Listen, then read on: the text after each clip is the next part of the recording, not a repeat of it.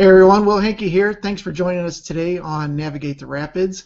Excited about today's show. We're going to bring you something a little different than normal, and really excited about it. So my guest today is Brian Crawford. Brian is an award-winning executive recruiter turned entrepreneur. He shares his experience in working with top producers and senior executives with small business owners and entrepreneurs to help them shortcut their path to success. Thanks for joining me today. My pleasure. Pretty excited to have you on the show today. So, tell me a little bit about your past and how you took the recruiting, and moved it beyond something just like that. Well, my family has been in recruiting since 1968, and at one point my dad had 24 offices, 300 plus recruiters and employees, and as a recruiter, I grew up in that boiler room mentality where you're pounding the phone, and it's like a hamster wheel with a light bulb. If you're in the wheel calling, the lights are on, and as soon as you stop, your income stops, everything stops. And so from a recruiting perspective, from a business perspective, it's an extremely inefficient model. It's just not a very efficient model, especially when you're exposed to online marketing and all the possibilities there. All right. Yeah. And I have a disease that is not going to kill me. Well, hopefully they say that's not going to, but I have to manage that. I've got 5 kids, and I just wanted more freedom than being tied to a desk and a phone all the time. And I looked at online marketing as a way to diversify my income so I could have more time off and not be so, tied to a phone and so many other things falling in place for one big chunk of money to come in once a month or every other month. Yeah. Yeah, so you were turned on to online marketing. What was the first kind of taste? Frustration. I was turned on to online marketing because I got tired of seeing resumes come across my desk from a so-called resume writer where somebody has spent $150, $200, $300 for it. It was terrible. These people contact me for business, and they were at the Best Buy 2 weeks ago, and they're getting some resume template for some company, and they're being paid to put in information after asking you about an hour and a half questions. So I actually tracked, like we do in marketing now. I didn't know this back then, but I was tracking success, what was working, and tracking psychology and studying all this stuff, and I put it into a video course, like an online course, to sell, to get some more income.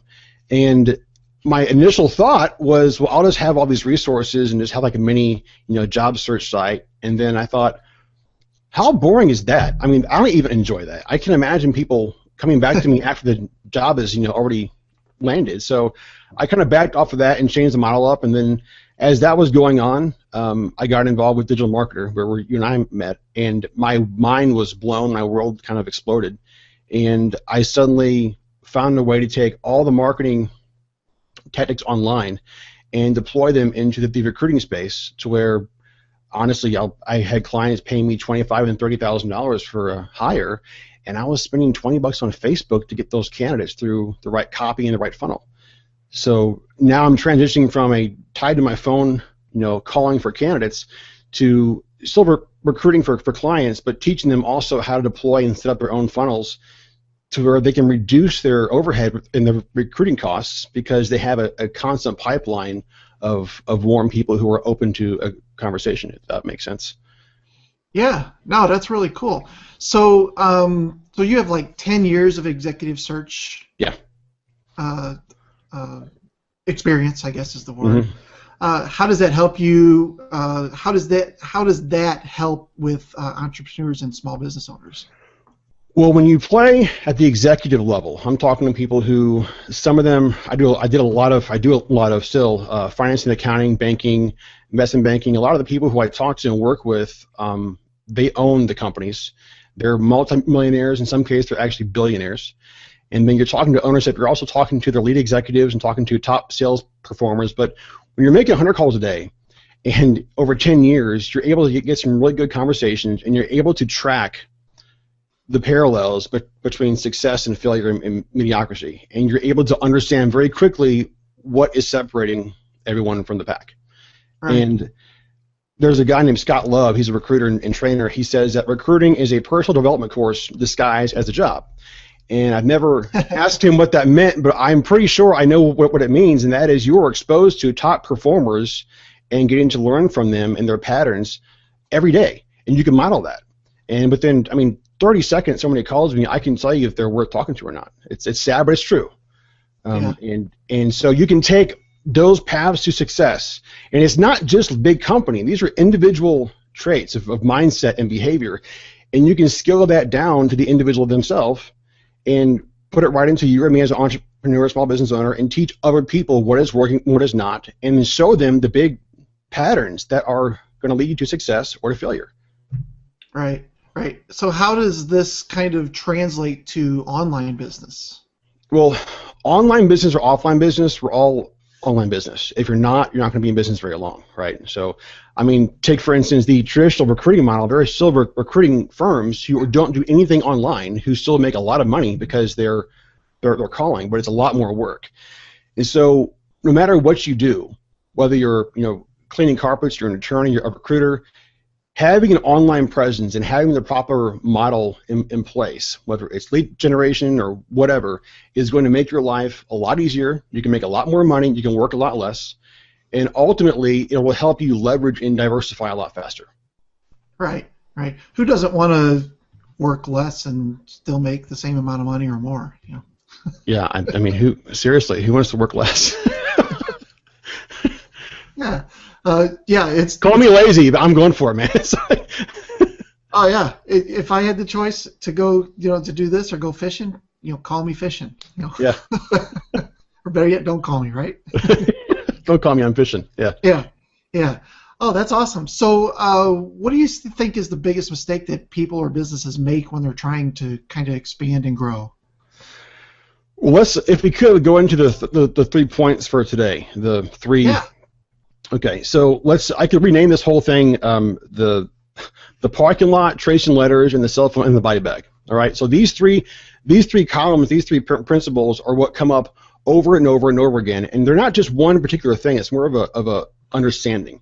Now, this ties into somewhat, but also with the understanding that people know they've got to have a ritual in place for personal development. Pardon me, personal development.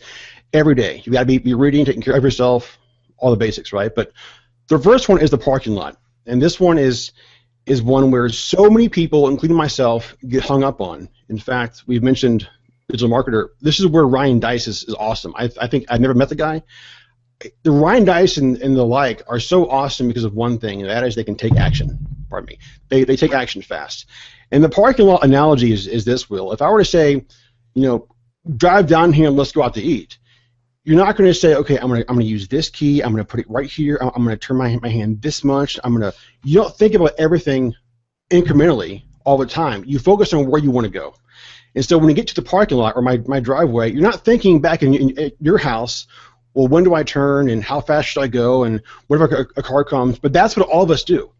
Right. We all think about so much about all the little things that could or should happen versus just starting and taking action. And Dan Sullivan says the biggest part of success in taking action, the 80%, is just starting. If you just start, just get in the car and drive down 44, you will figure everything else out. And just last week, I can't name companies that have some contracts in place, but companies that you would know, that we would all know, that there's some big brands that suddenly were like, where are they? I had meetings last week with directors of finance and head of large sales teams, over thousands of people, and one of the things that came up is that leadership, as the company grew, got caught up on the minutia and were not focusing on the end game. And things were taking too long. They weren't moving forward, and things just started to stall.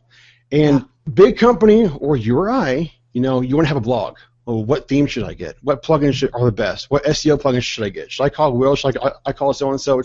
Of course you call Will, right? But just start and take action.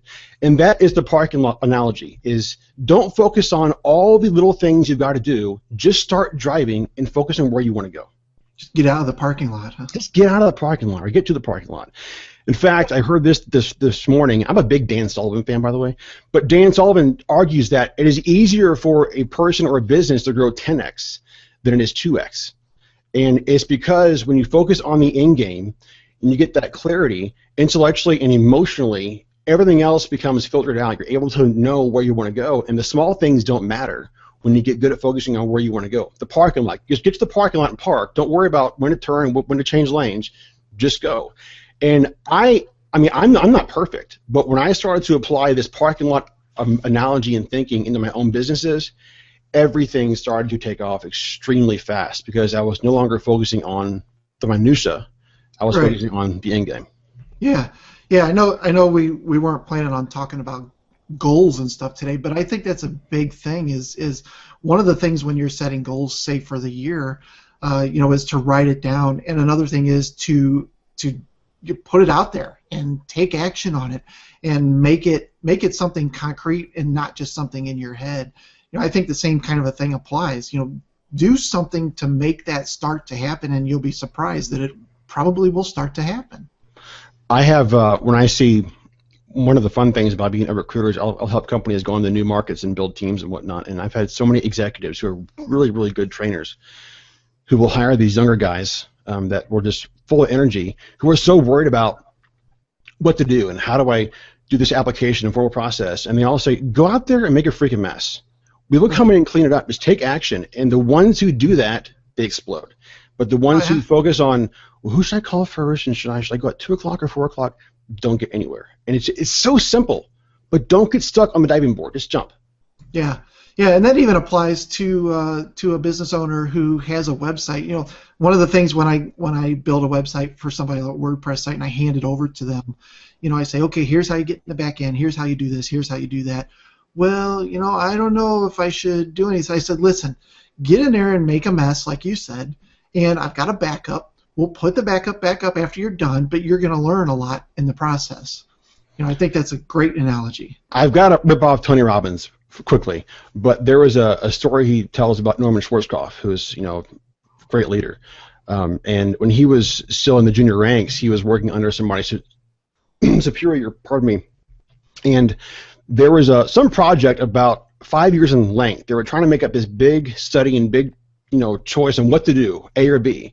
Right. And 10 minutes in the room, he said, do A. And the bottom line is that he's like, sir, how can you make that call in 10 minutes? We've been doing this for 5 years. He goes, who cares? Right. If it's right, we're going to know right away. If it's not right, we're going to know right away, and we'll do the other one. But just either way, do something. And that's exactly what it is. Yeah, it's fail faster. Yeah, fail faster. Yeah. So tell me about tracing letters. Tracing letters. This is actually a St. Louis Cardinals story. Oh, good. Yeah, man. I've got my card shirt on today because cool. Spring training has started. Excited about it. So talk to me. You're talking my language now.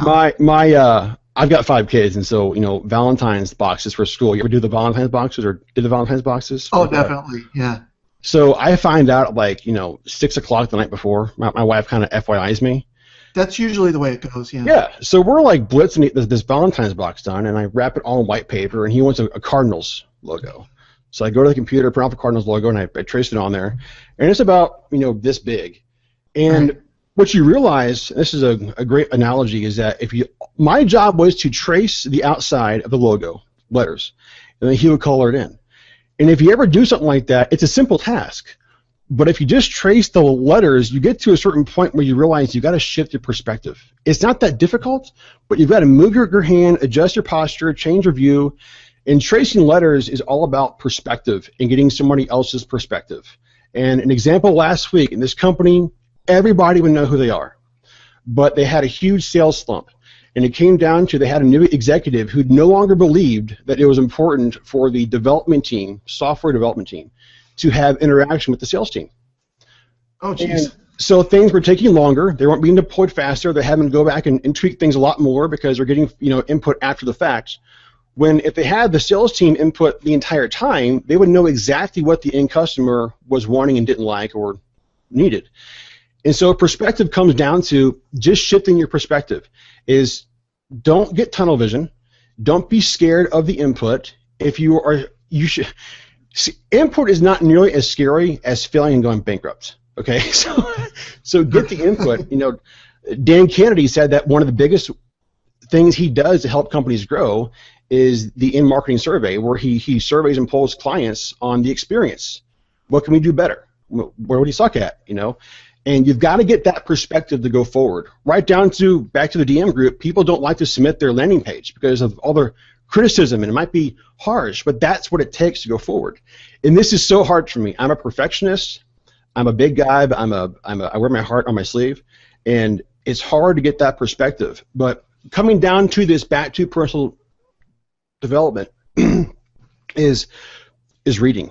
Read books every day. Get in the mind of somebody else.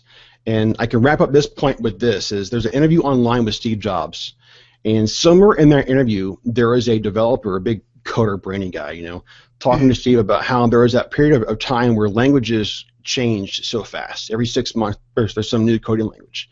And he was kind of ranting about this, and Steve stopped him and said, but wait a minute, but didn't learning to code all those different ways teach you to think differently and make you a better coder now? He said, that's how I got to where I am now, is learning all that and thinking differently. And that's exactly what businesses don't do enough of.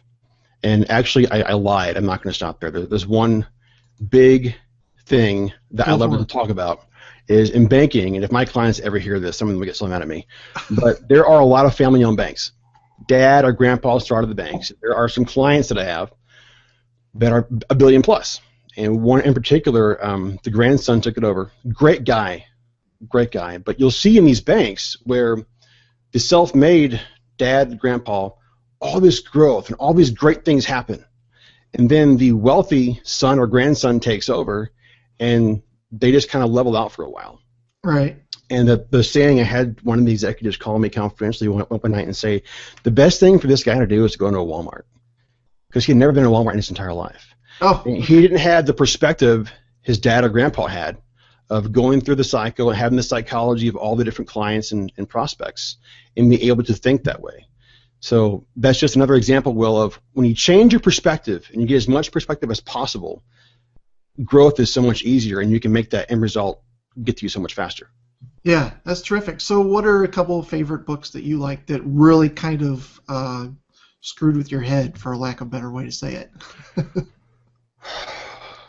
I mean, the staples, Think and Grow Rich. I've got one.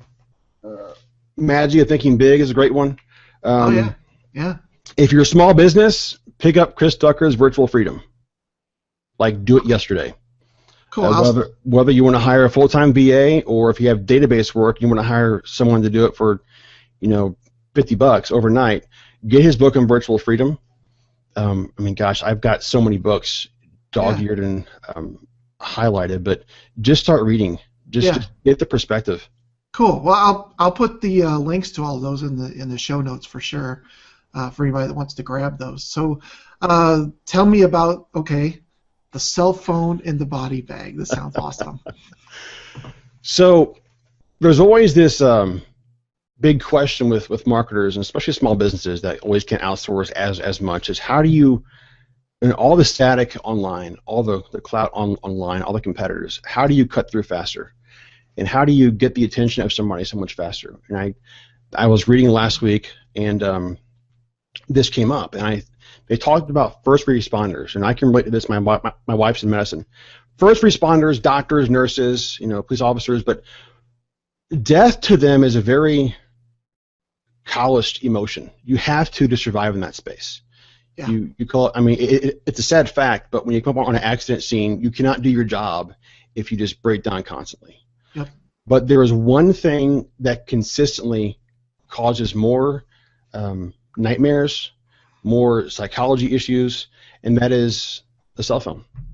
And they say when a cell phone rings in a body bag, it cuts through everything, because that connection is made that this person is a human being, not part of your job.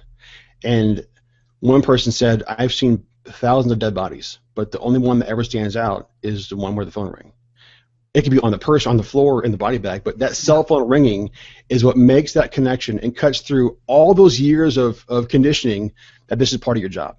Right. And in marketing, it is the very same way. And I will tell you, I'm not trying to brag, but I got into a search where I was just like, what am I going to do? It was kind of broad and everything else, and so I was thinking about the same concept. And so, I mean, recruiters call these folks 3, 4, 5 times a week and email blasting them. I sent out an email that was so uncool. I mean, so not fancy. It was just, hey, it's Brian. It was very down to earth, and I just talked to him like a person. I had an astronomical response rate, probably the best response rate in 10 years. I got slammed.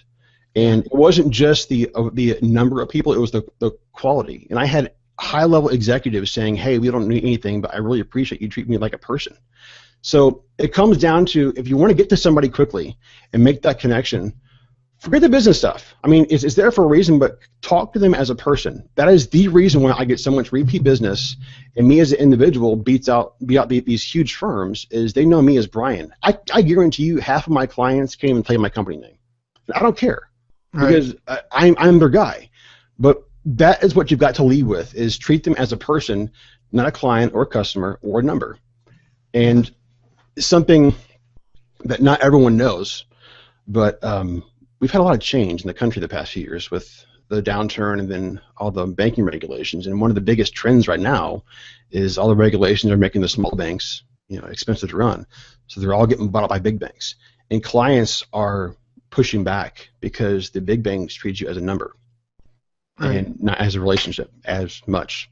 So it just comes back to show you that the connecting on the human level is one of the biggest and most effective ways to move forward. Yeah, so it's interesting. A lot of the people that listen to the show and watch the broadcast, they're small business owners. So a lot of those are maybe paying somebody to do their newsletters, and their newsletters are very generic, and maybe there's a couple pieces of content, and then there's some sort of a sale or something in there. Can you imagine how interruptive it would be to do something like you said, and just write a newsletter that's, hey, here's who we are, here's what we do, can we help? It'd be very interesting to see some of these business owners take that and run with it. Yeah, I'll send you a copy of the email that I sent out, and okay. I don't have the metrics, but the response rate just blew my mind. I mean, I couldn't keep up with the response. It was crazy. But I just took out all the typical stuff I was taught at the big companies and how to set out a recruiter email, and just I got specific and just treated them as a person, and it was the coolest thing. But it comes down to dynamic campaigns like we were talking about earlier, where we have all these technologies for a reason. Is treat them as a human and give them a specific message. I mean, let them know that you're talking to them. And with technology now, like you and I were talking about ActiveCampaign, a small business can get on ActiveCampaign for, they have a $9 a month plan, $9, and it totally adjusts to your customers' needs and what they're looking for, and it's totally awesome. Yeah. So there's no excuse now not to be able to use online marketing to automate different conversation, but to make your life so much easier. I mean, you have the ability now as a small business to serve your customer and client above and beyond these big companies. There is so many conversations and so many layers of tape that have to be cut through to deploy what we're talking about right now. And when you can do it as a small business owner in 24 hours, I mean, it's awesome. Yeah, let's say 5 years ago, that was the case with SEO. For a company to take advantage of SEO 5 or 6 years ago, they could outrank, these mom and pops could outrank these big budget companies with just a couple tweaks, and just do a couple things, and they're kicking their butts.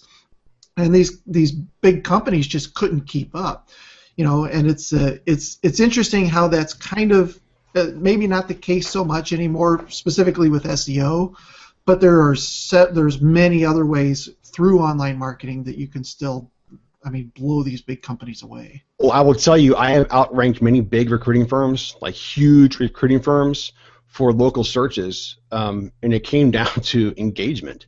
I mean, instead of a company putting out something and the audience engaging with that company, people were engaging with my post, and so all that came down to Brian's getting all this activity, who is the only guy under my recruiting firm, and in Dallas, Texas, for a commercial lender, I was just shooting up like crazy in all these markets over engagement, which again is automated.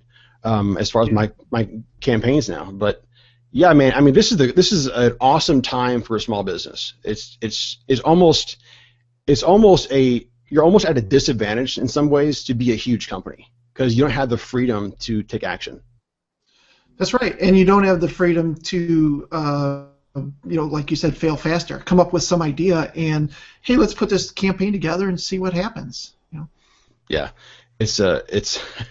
I was talking to a company last week, and I asked this guy. I said, "You've been there for 2 months. Why are you looking to leave?" And he said, "It's when it comes to sales campaigns, there's all these layers of process. They hire all these people for all these things, and by the time, and this is a big tech company. Tech space moves very, very fast. By the time they would get a campaign in place and deploy it, it'd be 6 months. Yeah. And you just can't do that in that space.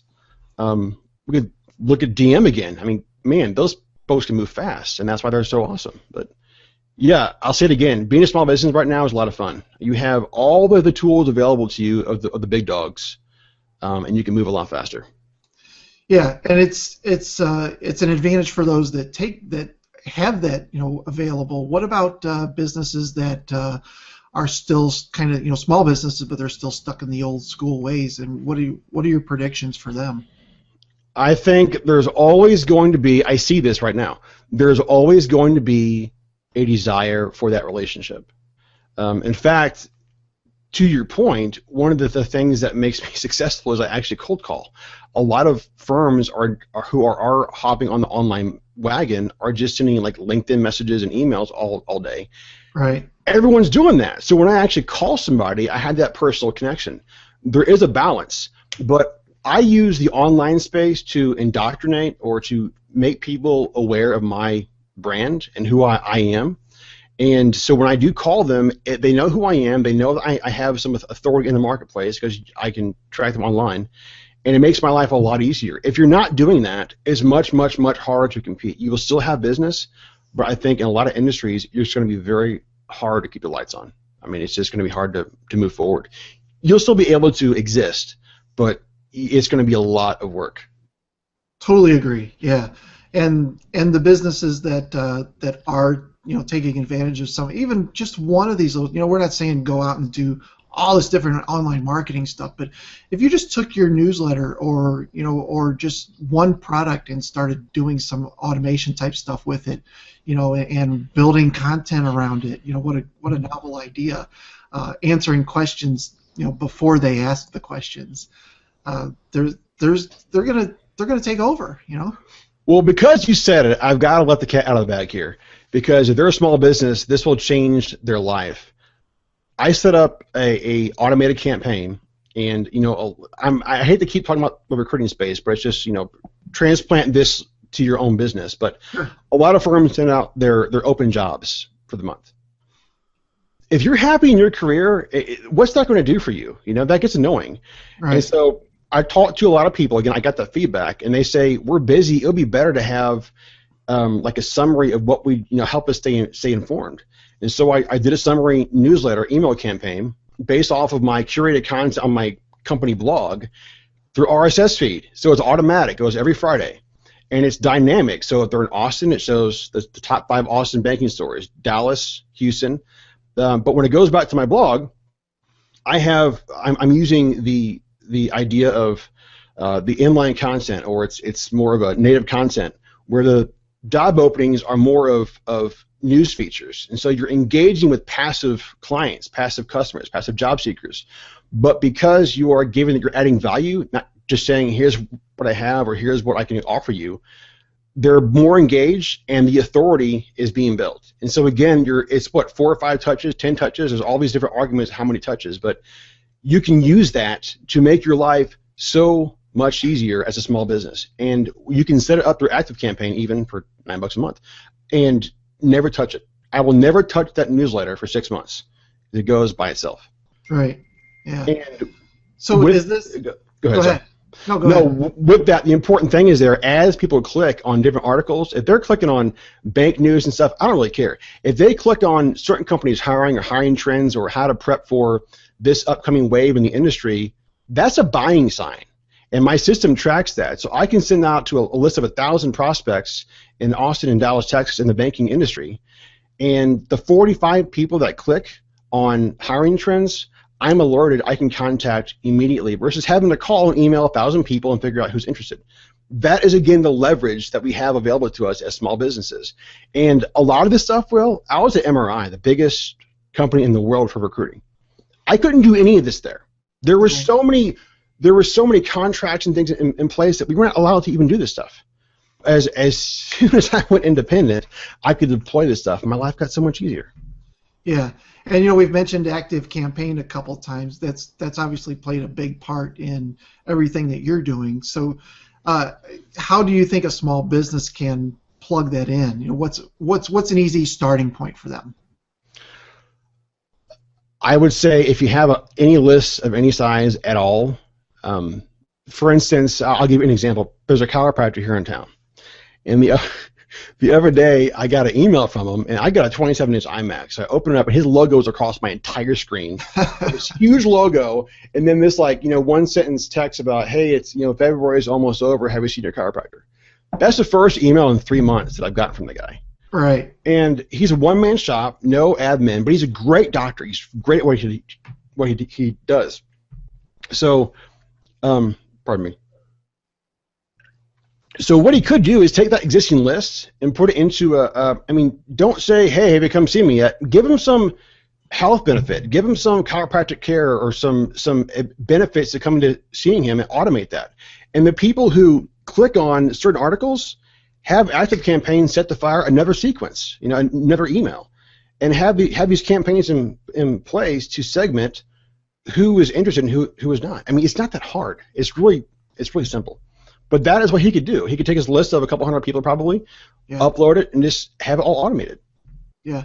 Yeah, it also brings to the point about when you do send something out, don't just send out, here's the latest sale. Which is kind of what he did.